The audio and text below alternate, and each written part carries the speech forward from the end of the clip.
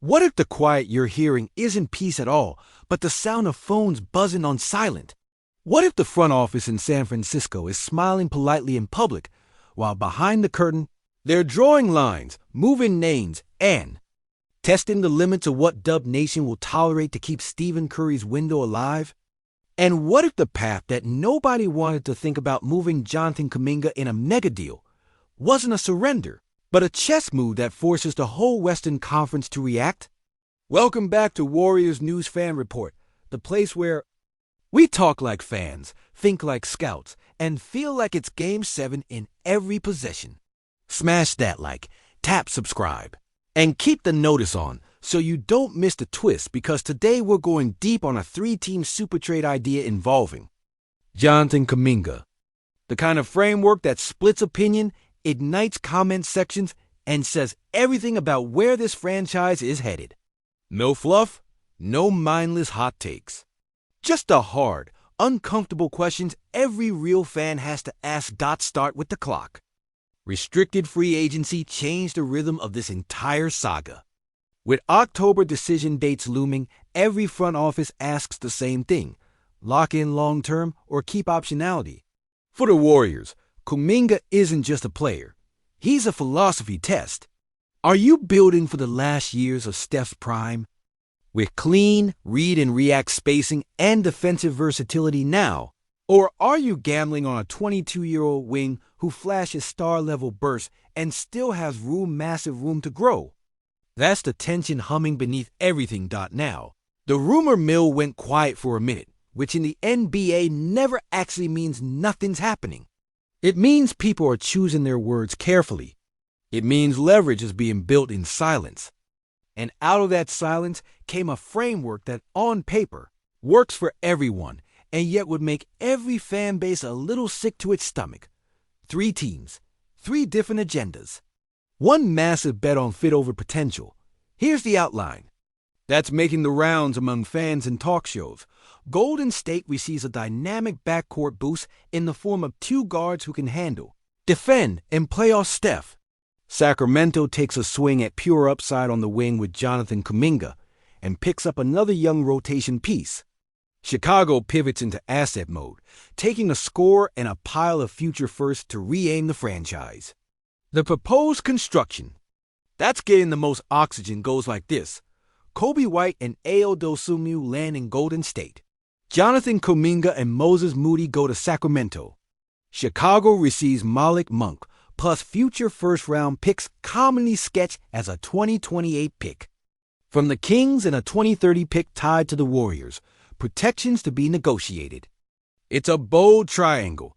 The Warriors trade wing upside for backcourt certainty. The Kings pay for ceiling on the wing, and the Bulls take draft capital and a proven scorer as they reset their timeline. Let's sit in the Warriors' chair first, because that's the chair we care about. You've got Stephen Curry, the greatest offensive gravity source of our generation. You want 2 things around him: decision-making and point-of-attack defense. A guard like Ayo Dosunmu brings length, pace control, and a bulldog disposition at the screen level. A shot maker like Kobe White gives you second-unit ignition and late clock creation without hijacking your offense. Together, those profiles can steady minutes when Steph sits and supercharge lineups when he's on. Think Spain actions and split cut. Reads where the ball doesn't stick. Think quick 21 series to flip a matchup. Think late clock rescue dribbles that don't require Steph to bail you out every single time. There's also the cap reality. You can't keep every young player, pay every veteran premium, and still shape a 9-man rotation that holds in the playoffs. A move like this would spread skill sets across the roster. A bit more rim pressure, a bit more north-south juice, and enough defensive versatility to switch or fight through depending on the matchup. No, it doesn't give you a 6'8" stopper with go-go burst. That's what Kuminga is supposed to become. But it does give you certainty in the places where it lasts. Season went wobbly secondary creation and guard defense. Flip to Sacramento. The Kings live in a scoreboard gunfight every night. They run, they space, they dare you to keep up, and they've been hunting for a 2-way wing who can scale. That's Kuminga. Put him next to De'Aaron Fox and Domantas Sabonis, and you can. Imagine the tracks: sprint runouts, corner cuts, slot attacks off the short roll, weak side blocks that turn into dunks at the other end. The price? Giving up a bucket getter they love and a pick that could sting later. The reward?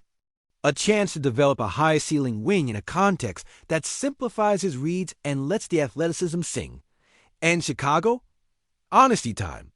That franchise has flirted with run it back so long the dance floor emptied. This kind of deal forces a direction. Picks to restock the cupboard. A score with instant offense to keep the lights on. Flexibility to make the next move without pretending the current core is one tweak away. It's not a parade. It's a plan. Sometimes that's more valuable. So why does this idea make Warriors fans argue for hours? Because it puts fit today against upside tomorrow. And that's a fight we feel in our bones. When Kuminga gets 2 straight runways and detonates at the rim, you see a future that can carry a franchise. When he disappears in the half court against a locked-in defense, and the spacing shrinks, you see the work still ahead. Front offices don't get to dream. They have to decide. Keep the wing with stardust and wait out the learning curve, or convert potential into ready-to-play guards who sharpen your identity now. Let's get surgical. What does Golden State actually gain here? First, lineup elasticity. You can pair Steph with a defense-first guard who guards ones and twos, freeing him to conserve energy off-ball, or you can lean into pace with 2 combo scorers and let the machine hum. Second, the second unit stops feeling like a trust fall. If you can stack non-Steph minutes at break-even or better, you stop playing uphill in every playoff game. Third, you maintain trade flexibility. Expiring money and productive guards hold. Value at the deadline. That keeps the door open for a later swing if the board changes. And what do you lose? You lose the chance that Kuminga turns the maybe into wow in your jersey. You lose a vertical athlete that terrifies defenses in transition, a defender who when locked can guard 2 through 4, and a homegrown story that Dub Nation has invested in since draft night. You also thin out your wing size on a roster that already feels small in certain matchups. That's real. You don't hand-wave it away with "we'll figure it out." To make a deal like this, you need a plan for the forward minute staggering. Small ball schemes, maybe an additional depth piece down the line. Now, the calendar matters. If you choose to ride this out, another path exists. Bet on internal development, bet on role clarity, and bet on solving minutes with creative rotations. You can increase Kuminga's usage in structure early slot actions, 45 cuts with purpose, corner 3 reps born out of drive kick hierarchies, and pair him with bigs who open lanes instead of clogging them. You can put more on Draymond Green as a second unit organizer while staggering, so that one of Steph or your lead playmaker is always on the floor. You can build lineups that switch less and contain more to simplify assignments. That's not passive. That's a plan too. But the rumor won't die because it solves problems cleanly on paper. So let's evaluate the 3 ledgers like a cap nerd who also has calluses from clapping in the 300s.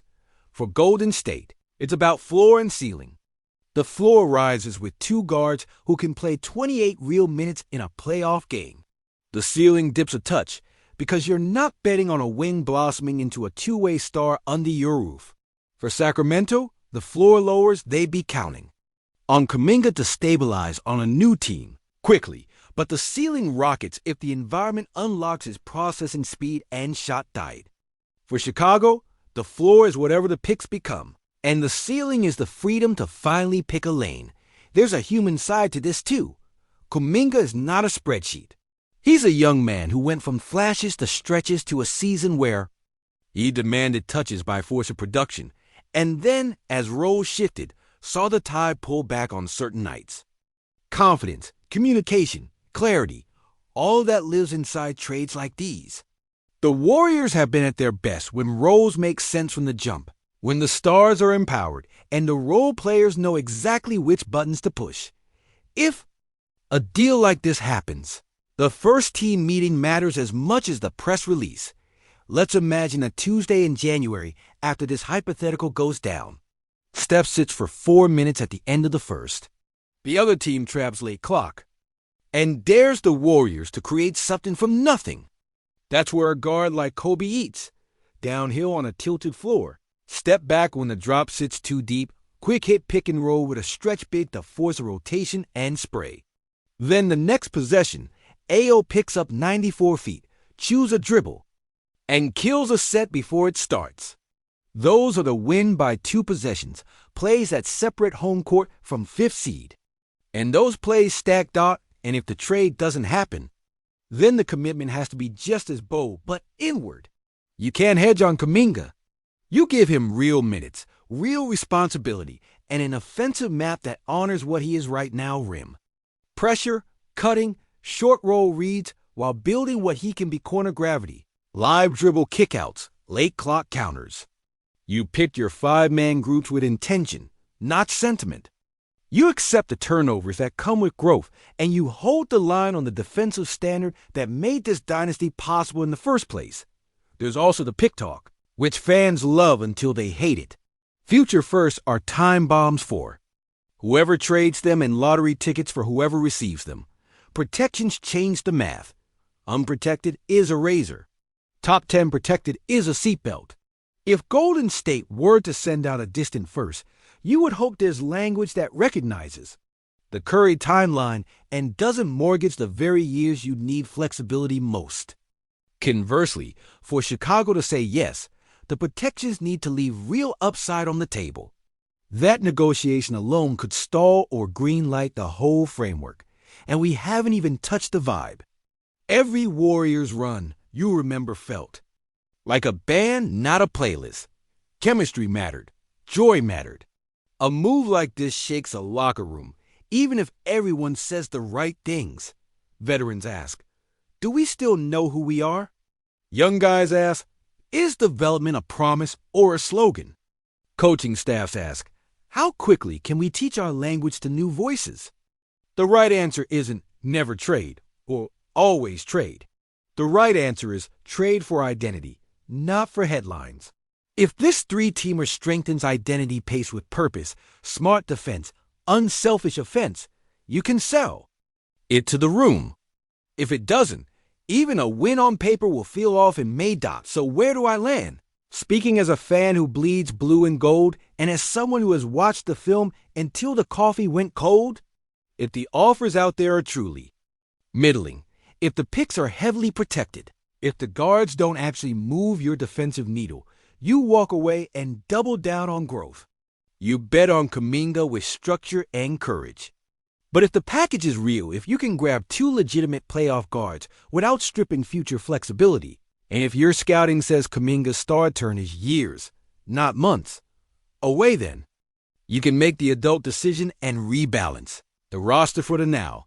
One more uncomfortable truth that always sits in the corner of these conversations. Every dynasty pays a tax for staying competitive too long. Picks spent, prospects moved, extensions that age beautifully and others that don't. The only sin is pretending you can skip the bill. The Warriors owe it to themselves and to Curry to be brutally honest about where the edges are fraying and where the fabric is still championship grade. If this 3-team construction is the best path to patch the edges without tearing the quilt, do it.